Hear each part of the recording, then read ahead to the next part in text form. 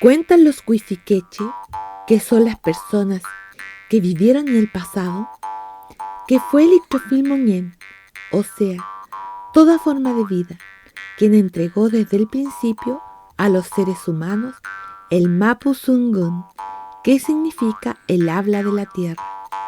Mapu, tierra. Zungun, habla. Así fue como a toda la Che o gente, escuchando atentamente, aprendieron a reconocer los sonidos de la naturaleza y pudieron entender cómo podían comunicarse con ella.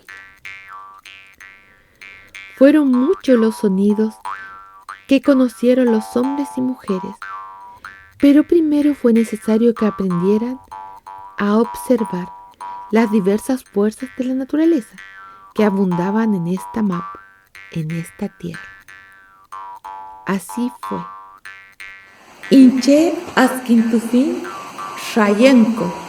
Observé la cascada, decía la mujer al hombre, y ahora conozco su zungun o habla. Inche al Kutufin Lafken.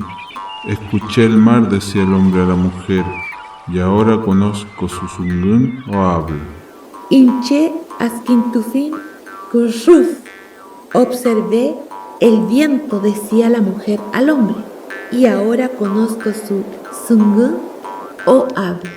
Inche al Kutufin Kuchal. Escuché el fuego, decía el hombre a la mujer, y ahora conozco su zungun o habla. Inche Asquintufín Magun. Observé la lluvia, decía la mujer al hombre, y ahora conozco su zungun o habla. Inche al Kutufin Chalka. Escuché el trueno, decía el hombre a la mujer, y ahora conozco su zungun o habla. Inche Asquintufín Huitrunco.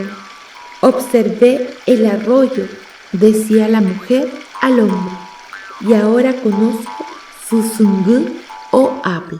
Inche al Kutufin Huentepirre. Escuché el volcán y su erupción, decía el hombre a la mujer, y ahora conozco su zungun o habla. De cada uno de estos Nehuen, que son las fuerzas de la naturaleza, aprendieron aquellos Che, gente. Pero también los Cuyin, que son los animales, fueron sus maestros, mostrándoles cómo vivían, organizados, algunos en grandes grupos, como Puñum, que son las aves, otros reunidos como Muchuy, que son las familias, como en el mar los Cahuel, que son las toninas, y en la tierra los Nur, que son los zorros. Incluso algún solitario Paño, Puma, tuvo mucho que enseñar. De esta forma, el Che recibió todo este Kimun, que es el conocimiento, y ordenó su vida, comprendiendo que debía respetar a todas las criaturas, pues se necesitaban unos a otros para mantener el equilibrio en esta mapa. Wenchu, Kamalén, hombre y mujer, llevaron a su pensamiento cada sonido, observando, imitando, hasta comprenderlo.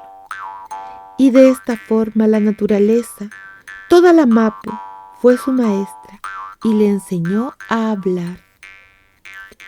Así lo contaron nuestros antiguos.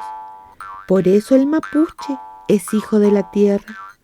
La Mapu le mostró cómo vivir, interpretando a todas las fuerzas del cielo y de la tierra.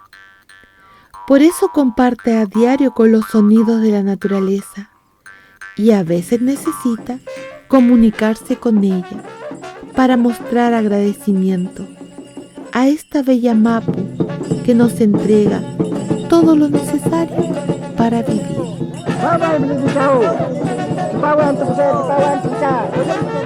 bagusan kutuban ka. Lihat bagusan lihat bagusa. Setawa na putra beli ni wan pasuwi ni beli ni. Roti ni gat ni sawan kadot. Ani wan kita ani wan kita. Kalau sudah tak mati terlupai tak sawan. Ini antara dia metalu kutila pagain tak racu itu mau. Racu bapa mutaka kape namun kain semua sekali pain penuh pain. Lawan tu mampu pain. Kape tu talu kutila pain sawan kadot. Walau tak berlain. Sempre tu como metan lain sawan. Bana kali tak berpain pain keren. Berpain pain pain.